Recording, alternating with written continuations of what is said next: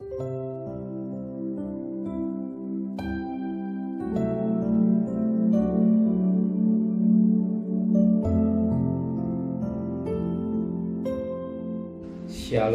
pagi, mari sama-sama tundukkan kepala, pejamkan mata sejenak.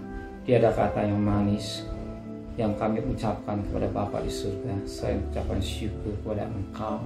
Kami bagikan umat Israel berada di Goshen dalam lindungan Tuhan.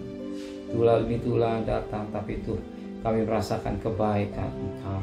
Kami masih bisa bernapas, kami ada semua karena Tuhan.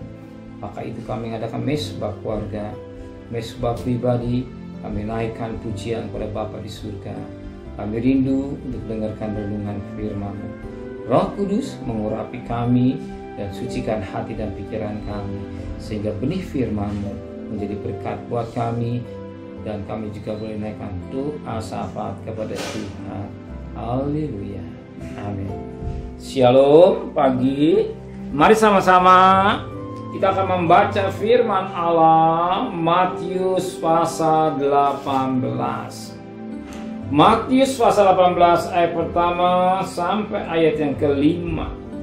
Matius pasal 18 ayat pertama sampai ayat 5. Siapa yang terbesar dalam kerajaan surga? Pada waktu datanglah murid-murid itu kepada Yesus dan bertanya, siapakah yang terbesar dalam kerajaan surga? Maka Yesus memanggil seorang anak kecil dan menempatkannya di tengah-tengah mereka. Lalu berkata, aku berkata kepadamu, sesungguhnya jika kamu tidak bertobat dan menjadi seperti anak kecil ini, kamu tidak akan masuk ke dalam kerajaan surga. Sedangkan barang siapa merendahkan diri dan menjadi seperti anak kecil ini, dia yang terbesar dalam kerajaan surga. Barang siapa menyambut seorang anak seperti ini dalam namaku, ia menyambut puji Tuhan. Suatu mutiara yang indah. Di dunia orang berusaha menjadi besar. Di dunia orang berusaha menjadi orang terkemuka, baik dalam hal-hal yang lain. Tapi dalam kerajaan, bicara hal kerajaan surga beda. Justru yang Tuhan mau menjadi seperti kecil, menjadi anak kecil. Sebagaimana dikatakan pada ayat yang kedua, maka Yesus memanggil seorang anak kecil dan menempatkan di tengah-tengah mereka. Ya, seperti seorang anak kecil. Anak itu kecilnya satu sifat yang sangat lengah. Ketika dia ribut dengan temannya dan beberapa menit kemudian baik. Anak kecil tidak mendengar. Anak kecil ini memiliki sifat percaya pada orang tuanya. Anak kecil ini suatu pribadi yang sangat baik. Maka Tuhan mengajak kita seperti anak kecil, percaya 100%. Dia tidak ragu akan perkataan bapaknya. Sebagaimana katakan bapaknya, dia bilang, beritahu kepada anaknya, Neng, Papa mau pulang, mau kerja, nanti pulang dari kantor, Papa akan belikan coklat.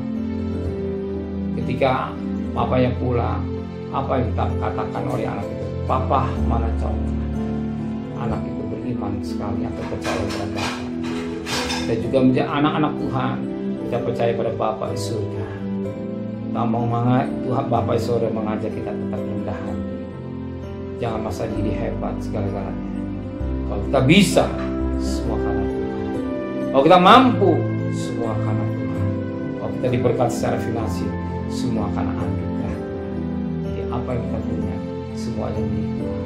Baik makan minum, semua harus kembali untuk kemuliaan. Amin. Sebagaimana 1 Korintus 10 ayat 1. Memperaihkan firman dan hati kami.